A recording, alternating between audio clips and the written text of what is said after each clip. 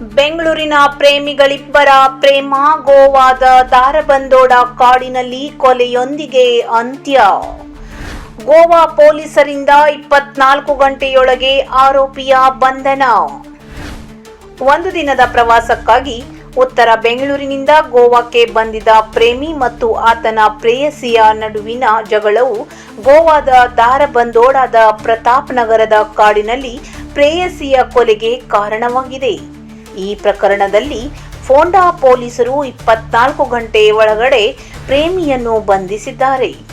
ಪೊಲೀಸರ ಪ್ರಕಾರ ಬಂಧಿತ ಸಂಜಯ್ KVN ವಯಸ್ಸು 22 ಮತ್ತು ರೋಶನಿ ಮೋಸೆಸ್ M ವಯಸ್ಸು 22 ಇಬ್ಬರು ಉತ್ತರ ಬೆಂಗಳೂರಿನ ನಿವಾಸಿಗಳು.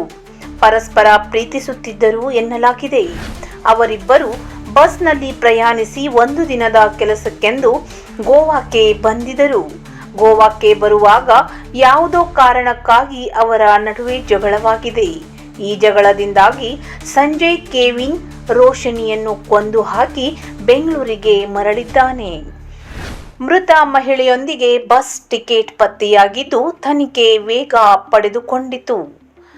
ಸೋಮವಾರ ಗೋವಾ ಬೆಳಗಾವಿ ರಾಷ್ಟ್ರೀಯ ಹೆದ್ದಾರಿಯ ದಾರಬಂದೋಡದ ಪ್ರತಾಪ್ ನಗರದ ಕಾಡಿನಲ್ಲಿ ಯುವತಿ ಅನುಮಾನಾಸ್ಪದ ಶವವಾಗಿ ಪತ್ತೆಯಾಗಿದ್ದಾಳೆ.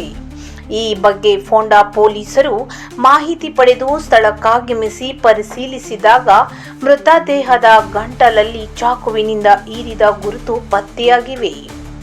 ಆದರೆ ಆಕೆಯ ಗುರುತು ಪತ್ತೆಯಾಗಿರಲಿಲ್ಲ. ಆದ್ದರಿಂದ ಈ ಯುವತಿಯ ಸಾವಿನ ನಿಗೂಢ ಕಥೆಯನ್ನು ಭೇದಿಸುವುದು ಪೊಲೀಸರಿಗೆ ಸವಾಲಾಗಿದೆ.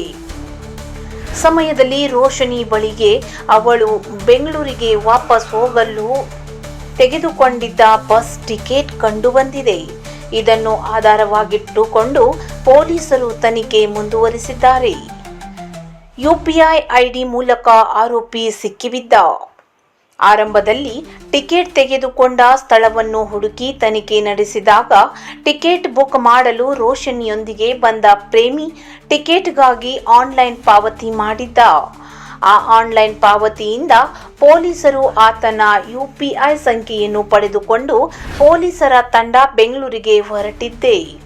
ಆ ಸಮಯದಲ್ಲಿ ಆತ ಬಸ್ನಲ್ಲಿ ಬೆಂಗಳೂರಿಗೆ ಹೋಗುತ್ತಿರುವುದನ್ನು ಪತ್ತೆ ಹಚ್ಚಿ ಅದರಂತೆ ಪೊಲೀಸರು ಬೆಂಗಳೂರಿನಲ್ಲಿ ಬಸ್ನಿಂದ ಇಳಿಯುವಾಗ ಆತನನ್ನು ಬಂಧಿಸಿದ್ದಾರೆ.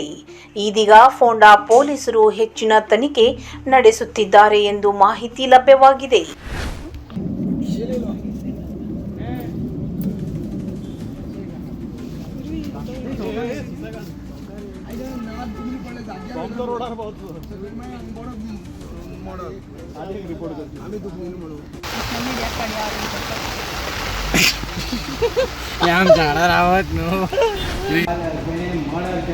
त्याचे नाव संजय केविन हो जो आम्ही पळयता तो